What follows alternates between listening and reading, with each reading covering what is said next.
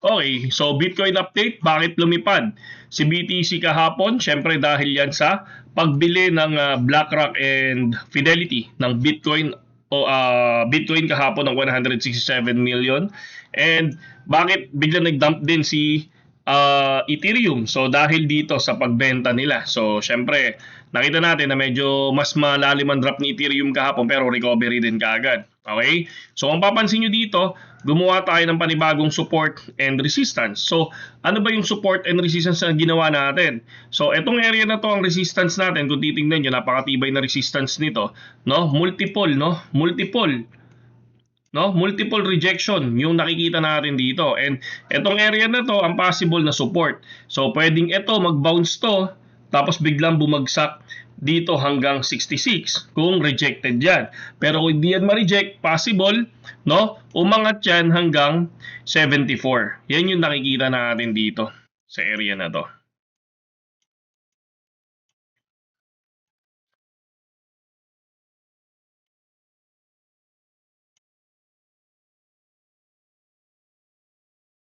Or mas mataas pa, no? Possible, baka 75. No? Yan yung tinitingnan natin dito. Kung ma-break niya to, kasi matindi din tong resistance natin na yan, di ba?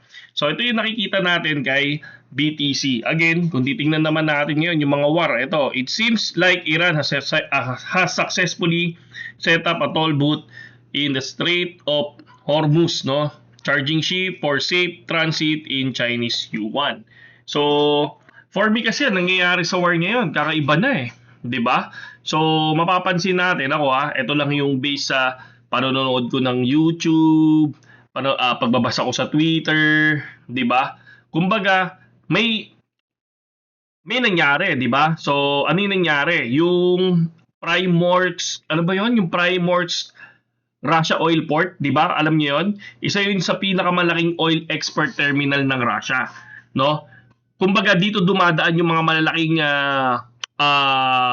bahagi ng export papuntang Europe and Asia, 'di ba? Kapag tinamaan 'yon, pwedeng mag-delay yung export supply. So kung papansin kasi natin, meron kasi ditong nakita ko kay No Limit, no? Kay No Limit.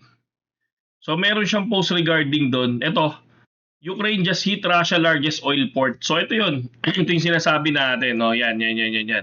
So kung titingnan natin, sabi niya diyan, handles, no? Ang handles niyan 1.5 million barrels per day, 60 million tons per year, no? So, ano ba yung pagkakaintindi natin diyan? So, syempre, yung ano na yan, yung tinatawag nating port na yan, sabi niya, ulitin ko, pinakamalaking oil export terminal ng Russia. So, diyan dumadaan yung mga malalaking bahaging papuntang Europe tsaka Asia. Tapos kapag tinamaan yan, pwedeng ma-delay yung export, yung supply disruption. So, ang mangyayari nito, so, tingnan natin, baka yung oil ngayon, nakita nyo naman, diesel tsaka gas ngayon, nasa 120 tapos 96, di ba? So, anong mangyayari ngayon dito? Pag ito I think no, sabi dito, Ukraine just hit Russia's largest oil port. So kung talagang totoo yan, baka nangangamba tayo na mas lalo pang lalaki ang presyo ng oil, mga kapatid, no? Isa pang malaking export hub yan. Kapag sabay silang nag-down, malaking bottleneck yan pagdating sa Russia oil flow. So kung titingnan natin, syempre tayo din, no? Tayo din possible na magkaroon tayo ng problema, no? Malaking problema. Kasi ngayon kung titingnan niyo, napakalaking problema. Yung 1,500 ko kanina na gas, no? 16 liters na lang ngayon. Dati, yung 1.5 ko maabot yan 29 to 30 liters. No, ngayon 16 liters na lang, mga kapatid, 'di ba? Pero para sa akin may may important na reality check, no. Hindi porket tinamaan yan, syempre tuloy-tuloy na yung shutdown, hindi naman ganoon. Sa history kasi ng Russia and Ukraine war, kung mapapansin niyo yung 2021 at 2022 yata, 'di ba? Madalas temporary lang, 'di ba? Ilang araw, ilang linggo, mabilis silang mag-repair, no? May alternative routes, China, India, buyer, yung ganyan, no? China, India, tapos iba pang ports. Kaya lang, kung mapapansin nyo, during war ng Ukraine and Russia, tumaas din ang oil, 'di ba? Yung oil price natin, ang nakita ko noon diesel umabot ng 80. So ngayon, kung tinamaan nila 'yan, so mas bababa ngayon yung supply.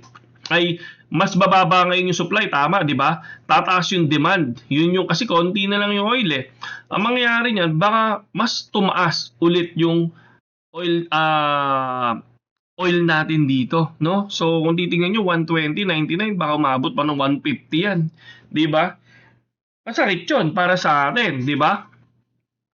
Tapos ang tanong, tataas ba yung oil, 'di ba? So dahil dito, kung titingnan nyo, Ukraine just hit Russia's largest oil port. So para sa akin, oo, malaki yung chance, no? No, yun lang yun. Tapos sa duration na lang, depende siguro kung gaano sila kabilis mag-repair. Ganun yun. Pero kung tataas yung oil, for me, baka tumaas yung oil, no? Para sa akin, sa short term naman, kapag Russia port ang na-damage, sabi nila ha, ang Middle East, no? Yun yung tataas agad, yung magi-spike agad. Kaya lang 'di ba, yung Middle East yung tinamaan din nung nakaraan. 'Di ba sa tawag dito, tinamaan tayo sa Iran, 'di ba? Na sumabog yung ah, pinakamalaking oil supply ng Iran, 'di ba? So ngayon, for me, kung magkakaroon ng gipitan pagdating sa Middle East, wala, damay tayo dyan sa Pilipinas, no?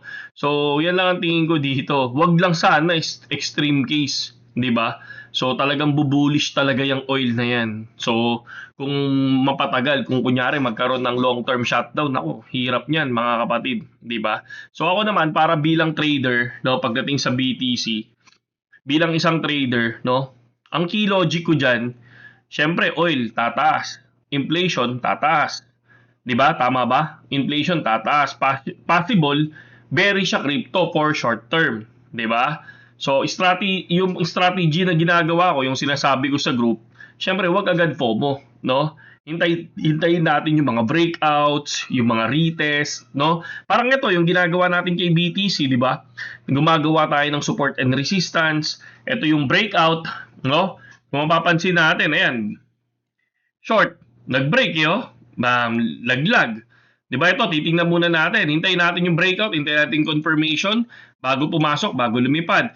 Ganun din, hintayin yung confirmation dito na bearish candle bago bumaba. Parang ganun siya. Kapag tinamaan to, hintayin yung another candle na confirmation bago mag-short.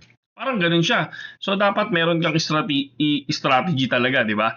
So ang pinakamahirap kasi diyan kung para tira ka lang ng tira, 'di ba? 'Yun ang pinakamahirap diyan, mga kapatid, no? So 'yun lang, mga idol, at saludo sa inyong lahat, no? So ngayon, hindi pa pala ako bumibili ng BTC, kagabi lang pala ako bumili ng BTC. Mamaya bibili ako ng BTC para makita nyo bukas. Okay? Saludo sa inyong lahat.